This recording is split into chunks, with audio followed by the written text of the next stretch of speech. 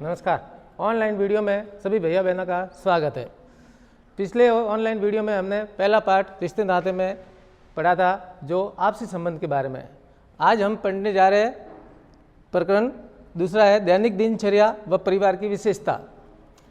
दैनिक दिनचर्या में क्या होता है कि पहले हमने कहानी पढ़ी थी कि जमुना है, शहर में रहती है और शहर से गाँव आई। दीपावली का त्यौहार था और दीपावली के त्यौहार में माताजी पिता के साथ आई और चबूतरे पर लोग बैठे थे। लोगों को प्रणाम करा, आशीर्वाद प्राप्त किया और फिर वो घर गई।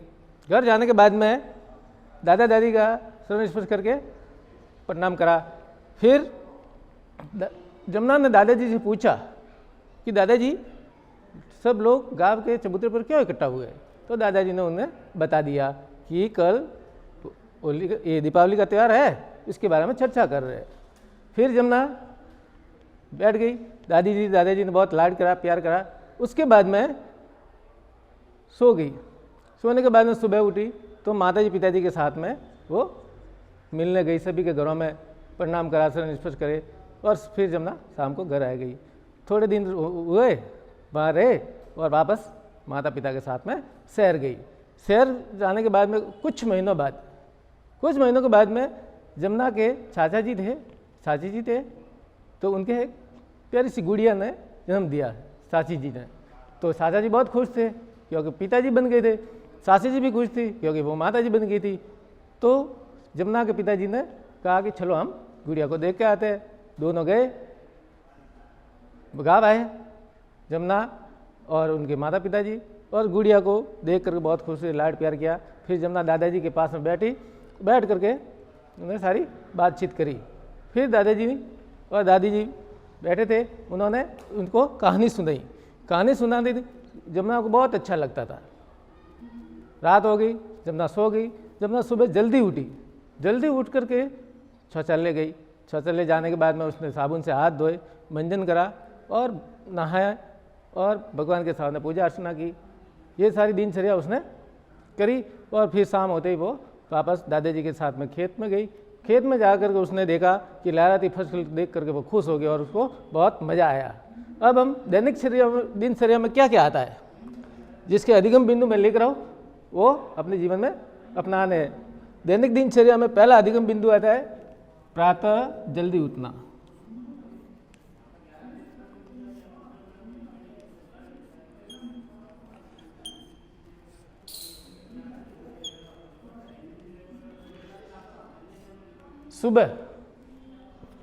सुबह यानी सूर्योदय से पहले हमें उठना चाहिए। दूसरा अधिगम बिंदु आता है धरती माँ को प्रणाम करना।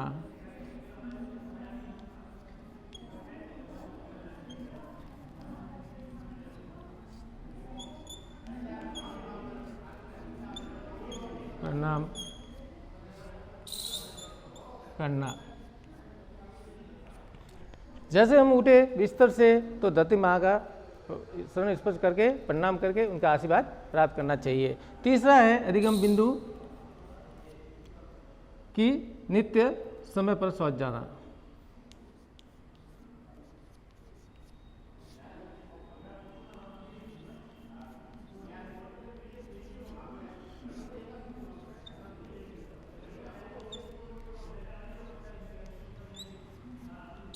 उठने के बाद में नित्य हमेशा फिक्स समय पर अपने को शौचालय जाना चाहिए। शौचालय जाने से हमारे पेट संबंधी कोई भी बीमारियां नहीं होती है और हमारा शरीर भी एकदम स्वस्थ रहता है।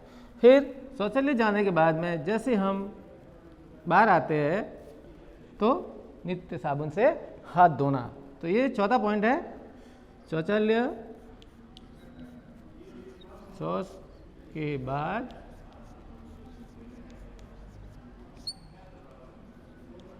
साबुन से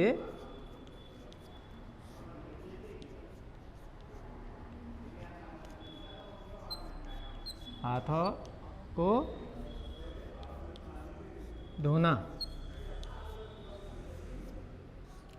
साबुन से हाथ हम क्यों धोते हैं? क्योंकि हम शौचालय करने के बाद में वापस बाहर आते तो हमारे हाथों में बहुत सारे कीटाणु लगे हुए रहते हैं। तो वो कीटाणु कहीं हम ऐसे उधर उधर जाएंगे तो चिपक जाएंगे और साबुन से हाथ धोने से वो कीटाणु नष्ट हो जाएंगे। नहीं तो हम क्या करते हैं, नहीं धोएंगे तो शरीर के अंदर किसी भी हिसाब से प्रवेश कर जाते हैं और हम बीमार भी हो जाते हैं। तो नित्य साबुन से हाथ धोना। 5वां बिंदु है नित्य स्नान करना।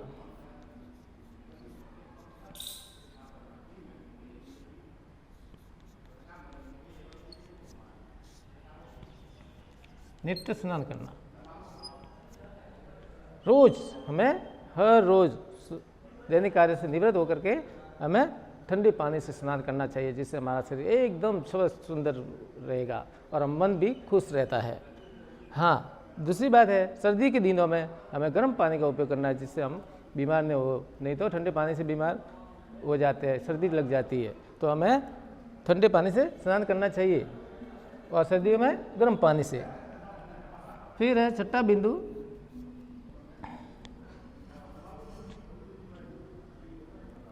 भगवान की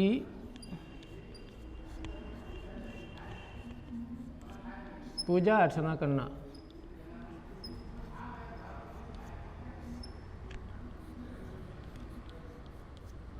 स्नान आदि से निवृत्त होने के बाद में हमें क्या करना चाहिए, भगवान के सामने दीपक ज्वलित करके और उनको प्रणाम करके उनका आशीर्वाद प्राप्त करना चाहिए, जिससे हमारा दिन पूरा दिन सुख एवं शांति से बीतता है। 7वां बिंदु है भोजन करने से पहले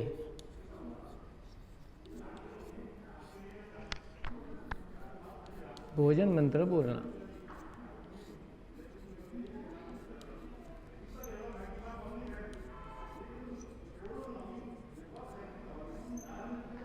जब भी हम भोजन करते हैं तो हमें भोजन जैसे सामने आया तो भोजन मंत्र बोलना चाहिए। भोजन मंत्र बोलने से हमारा भोजन एक प्रसाद का रूप ग्रहण कर लेता है, जैसे हम भगवान की प्रसाद खाते हैं। तो हमेशा सुबह और शाम जब भी भोजन करते हैं तो उनको भोजन मंत्र बोल करके ग्रहण करना है।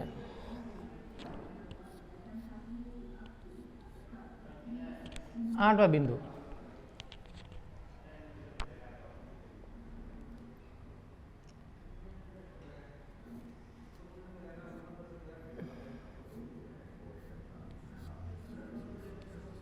भोजन को चबा कर करना। भोजन है जो हमें छोटे छोटे निवाला लेकर के उसको चबा के पूरा रस बना करके फिर उसको निगलना चाहिए। नहीं तो हम क्या करते हैं, ऐसे ही रोटी ली और नहीं तो सब्जी खाते ऐसे खा लिया तो हमारे पेट संबंधी अनेक बीमारियां हो सकती है। फिर है 9वां बिंदु, रात को सोने से पहले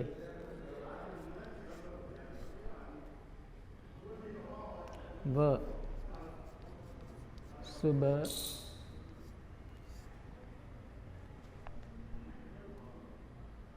दोनों टाइम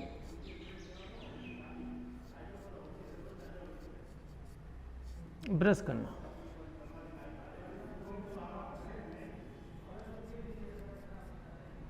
जब हम सुबह उठते हैं तो हमारे मुंह रात भर बंद रहता है, कोई अंदर अन्न के कण रह जाते हैं और मुंह से बदबू आने लगती है। इसलिए हमें सुबह उठते ही हमें ब्रश करना चाहिए और रात को सोते हैं उस समय भी भोजन करने के बाद में हमें ब्रश करना चाहिए, जिससे हमारे अन्न कण दांतों में नहीं रहेंगे और हमारा मुंह भी बदबू नहीं मारेगा और कोई बीमारी भी नहीं होगी और दांत भी साफ सुथरे रहेंगे। फिर है 10वां, रात को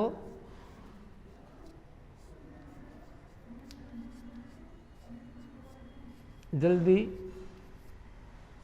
सोना।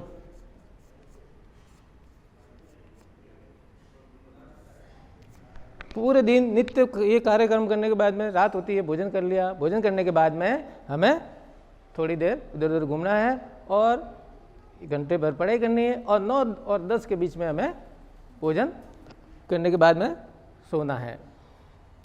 9 और 10 के बीच, ऐसा नहीं कि अपन 10 बजे के बाद में सोया तो सुबह जल्दी नहीं उठा जाएगा। ये तो था हमारे दैनिक दिनचर्या में अधिगम बिंदु।